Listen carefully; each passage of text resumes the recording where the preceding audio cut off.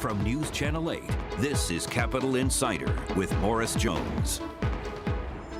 Good evening, everybody, and thanks for joining us. This is where the federal government and the business world meet on Capitol Insider. I'm your host for tonight, Horace Holmes, in for Morris Jones. Well, in less than 24 hours, the top 5 Democratic presidential hopefuls will take the debate stage for the very first time. Most of the country is already familiar, of course, with Hillary Clinton and Senator Bernie Sanders, but what about the other 3 candidates? Poppy Harlow takes a closer look at those candidates. Chances are you know her and you know him. But do you know them? Martin O'Malley, Lincoln Chafee, and Jim Webb. They don't always make the campaign headlines, but all 3 will share the stage with Hillary Clinton and Bernie Sanders come Tuesday night. Weather vanes kind of shift in the wind. I know where I stand. Let's start with Martin O'Malley. You could say the married father of 4 who was born in Washington, D.C. was tailor-made for a career in politics. At only 20, O'Malley left college briefly to work on the presidential campaign of Colorado Senator Gary Hart, and by 28 was ready for office himself, winning a seat on the Baltimore City Council. From there, his political aspirations grew, first mayor of Baltimore, then governor of Maryland. But here's something you probably didn't know about Martin O'Malley. He's fronted a rock band. And he even used his guitar skills to tease his presidential bid. On the issues, gun control, O'Malley wants stronger expanded background checks, an assault weapons ban, plus a limit on the size of gun magazines. On immigration, he supports a path to citizenship.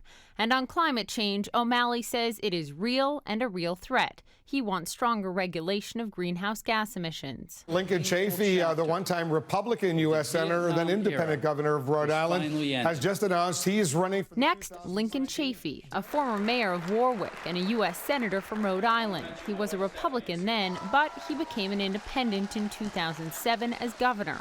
But now he wants to be the next president as a Democrat. On the issues, health care, Chafee not only likes Obamacare, but if president says he would take it a step further, pushing for even more Americans to be fully covered. On defeating ISIS, Chafee opposes American boots on the ground in Syria, but insists America must forge stronger alliances in the Middle East. In 2002, Chafee was the only Senate Republican to vote against war in Iraq. On social issues, Chafee supports a woman's right to choose to have an abortion and supports same-sex marriage. I am unbought and I am unbossed. And then there's Jim Webb, a highly decorated Marine veteran, former Secretary of the Navy, former U.S. Senator from Virginia, author, teacher, husband, and father of 6. On the issues, climate change, Webb wants to limit the Environmental Protection Agency's power to regulate emissions and supports the Keystone Pipeline and energy expansion. Immigration reform, he wants to see a path to citizenship, but says the border must be secured first. On prison reform, Webb wants there to be more focus on treating mental illness and drug addiction and would push for more dialogue on ways to reduce the high rate of incarceration among minorities.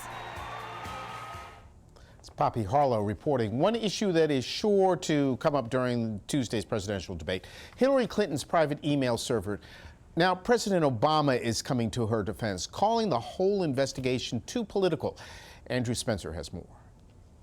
President Barack Obama, in an interview with CBS's 60 Minutes, addresses Hillary Clinton's use of a private email server. I don't think it posed a national security problem. I think that it was a mistake that she's acknowledged. He says the controversy has been ginned up because of politics. This is one of those issues that I think is legitimate, but the fact that for the last 3 months this is all that's been spoken about is an indication that we're in presidential political season. The issue has certainly dogged Clinton's campaign. I did not email any classified material. The Republican National Committee paid for this new attack ad, which accuses Clinton of misleading the public. The tagline reads, "Hillary Clinton is not telling the truth again."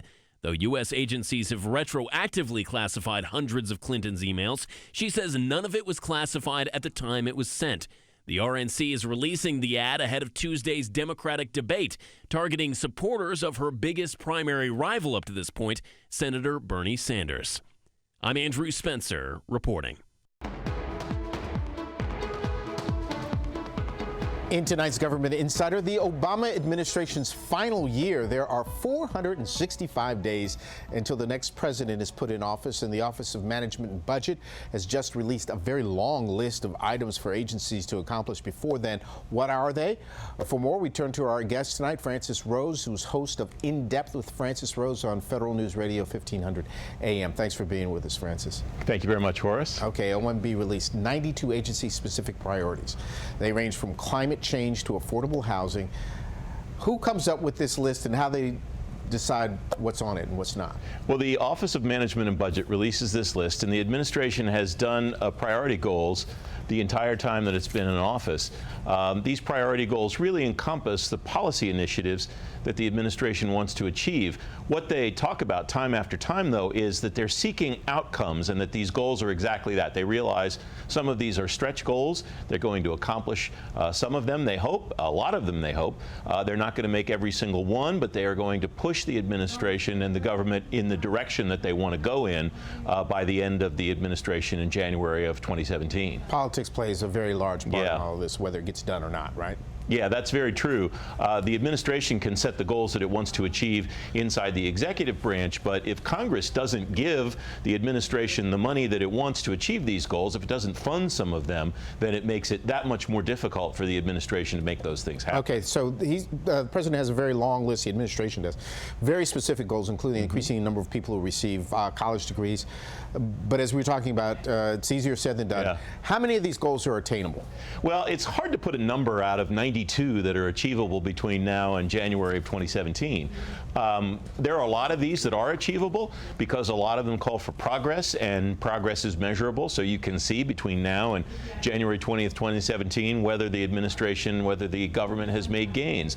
There's one in particular, you mentioned must-dos, there's one in particular that the government should be able to show significant progress in if it doesn't achieve, and that's auditability at the Department of Defense. DOD is the only government agency that's never been audited, never been able to make an audit, and by law they have to reach that by 2017. It doesn't appear that they're going to do it, but it appears that they're going to make more significant progress than they've ever done, and so that one I'd probably put on that must-do list. Okay, let's switch gears, go to Capitol Hill and the current power struggle. They call it the mess in the House after Majority Leader Kevin McCarthy's surprise withdrawal. There has been a groundswell, as you know, for Representative Paul Ryan to step in and throw his hat into the ring. Yeah. Republicans have rallied around him. Why? Especially since he said he's not interested. This is the weekend he says he's going to make up his mind finally, or I guess figure out a way to say no finally and be believed. Yeah, the boomlet for Ryan appears to be because he's somebody that everybody in the House at least can indicate that they'll support. He may not be everybody's number one choice, but he's everybody's one of everybody's top choices, it appears. Why does he not want to do this? Well, after what we've seen with John Boehner, it's hard to understand why anybody would want to take the job. So why he doesn't want to do it seems to be not as difficult a question to answer.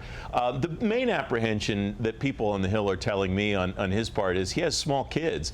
Speaker Boehner spent many nights and many weekends in airplanes or on the road raising money, and Paul Ryan, with a couple of elementary school kids at home, doesn't really want to do that. He spends most of his weekends and recesses back in his district in Wisconsin, back at home with his family, and he wants to be able to continue to do that. And a lot of the folks that I talk to on the Hill say if Paul Ryan winds up becoming Speaker, the job of Speaker, the job description, is going to look a lot different than it did under Speaker Boehner. So it sounds like if you're a betting man, you'd bet against him. I'm not sure I'd take that bet, actually. I wouldn't be surprised to see Paul Ryan as Speaker of the House. I wouldn't be surprised, though, if it took a while to get there. What do you mean by a while? Well, maybe mid-November. Really? Early December. Wouldn't surprise me if this happened maybe in some kind of deal that involved Speaker Boehner getting rid of a lot of the things like the transportation bill, the highway bill that's driving people crazy on the Hill, the debt limit issue, the whole thing with what's going to happen after the continuing resolution runs out December 11th.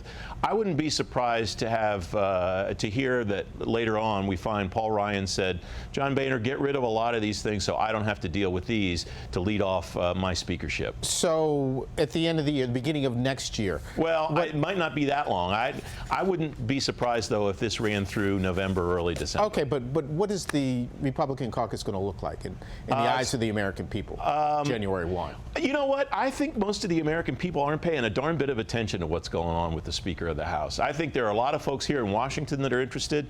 I think there are maybe some of the really hardcore political groupies in both parties who are interested in this stuff all over the country. I think the average rank and file citizen doesn't care who the Speaker of the House is. So it won't affect the next election? I don't think it will. I think it'll be wrapped up by the time the 2016 election rolls around. It'll be kind of a footnote in the average voter's mind. Okay. Francis Rose, we will see. So In Depth with Francis Rose on Federal News Radio, 1500 AM. Thank you so much for being with us. Thank you, Horace.